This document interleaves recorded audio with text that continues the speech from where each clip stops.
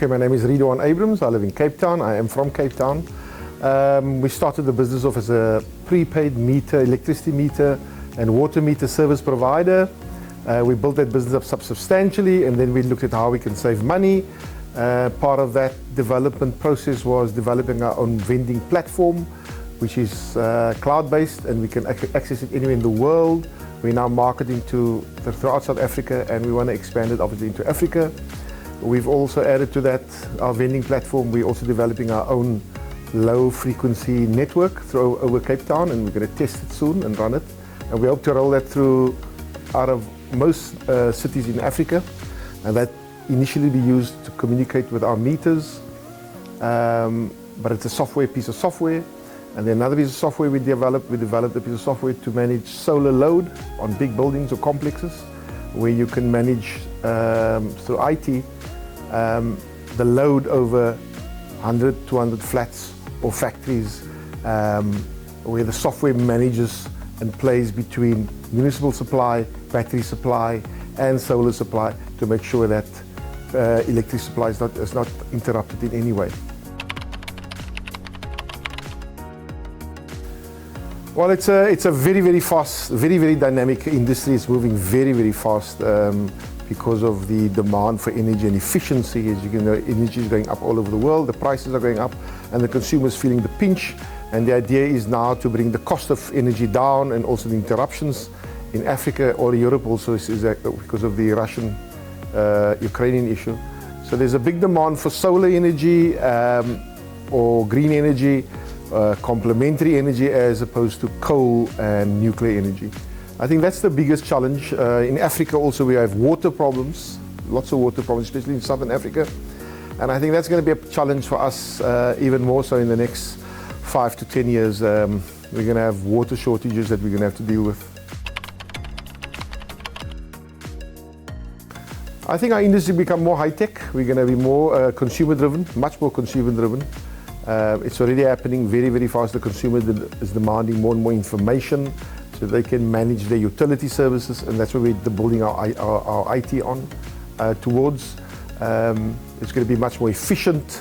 I think we're going to lower voltage usage in homes in the future, where we're going to use less current.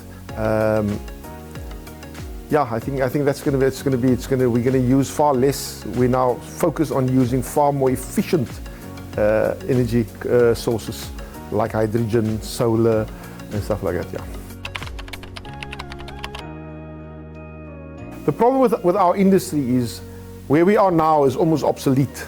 And unless we've got an enormous IT team, and unless we keep our team going and building towards the future, you'll have a challenge. So anybody entering the industry now, I think you'll have a problem because you're quite far back in the process. So you won't be competitive in delivering our resources.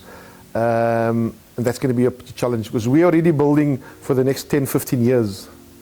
You know, so yeah, what I wanted to share with you was, so we've built this massive platform, and we're looking at having partners with other people in other countries where they could use our software and we could help them develop a business in the vending business and manage prepaid metering in their countries through a very, very efficient system.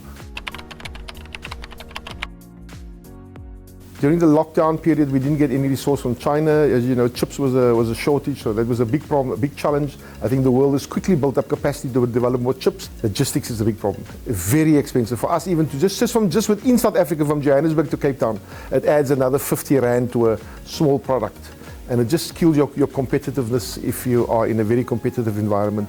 Fortunately, we got other value adds in our game, and we can mitigate that expense. But it's something that we are looking at. Give you another example. If we went into Kenya, we've got to bring stuff through Mombasa. And the challenge with that is that more costs and more costs. And you've got to bring your economies of scale if you're going to. So it would be easier down the line to look at setting up a manufacturing setup in Kenya. But we first got to build the numbers there. Because Kenya is quite central in Africa. So from Kenya you could move to lots of neighboring countries, and it's got a fairly good infrastructure. It's one of the fastest growing countries in Africa, Yeah. I think it's a good initiative. I want us to develop, obviously, presence in the market. People become more comfortable using it.